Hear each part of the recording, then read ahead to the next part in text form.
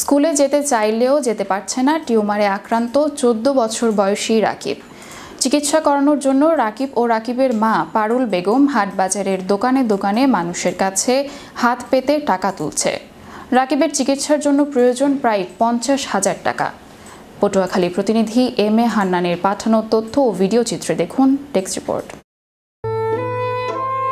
স্কুলে যেতে চাইলেও যেতে পারছে না টিউমারে আক্রান্ত ১৪ বছর বয়সী রাকিব। টাকার অভাবে চিকিৎসা তো দূরের কথা, খাবার কেনারও টাকা নেই। থাকেন রাস্তার পাশে টিনের ঝুপড়িতে। ডাক্তার বলছে যে এটা অপারেশন না করলে মারা যাবে। এর মধ্যে নাক কান গলা ডাক্তার দেয়, এবার রক্ত দিয়ে এটা অপারেশন করা লাগবে। আর তা না গেলে অপারেশন না হইলে ব্লাড ক্যান্সার হইবে।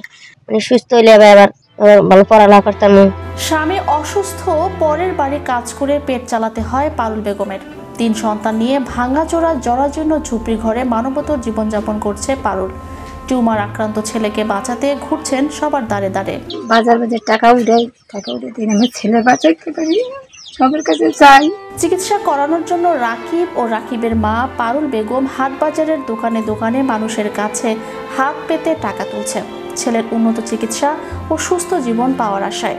আমি বাজার করে কাজ করি, খাই। স্বামী বুড়া কাজ করতে পারে না, অচল হয়ে গেছে। আমি কাজ করি। পটুয়াখালী জেলার গলাচিপা উপজেলার চরকাজল ইউনিয়নের চর কপালবেড়া গ্রামের পারুল বেগম ও ফরাজি দম্পতির 4 সন্তানের মধ্যে দ্বিতীয় সন্তান রাকিব টিউমারে আক্রান্ত। টাকার অভাবে থেমে আছে চিকিৎসা। রাকিবের চিকিৎসার জন্য প্রায় ৫০,০০০ টাকার প্রয়োজন। এমন অবস্থায় সরকার ও সমাজের বিত্তবানদের কাছে সাহায্যের আবেদন জানিয়েছেন রাকিবের মা। ছেলেকে সুস্থ জীবনে ফিরাতে বিত্তবানদের এগিয়ে আসার আহ্বান ভিটাহীন রাকিবের মায়ের। সুস্থ হয়ে স্কুলে ফিরতে চায় Rakib. Channel Europe news desk.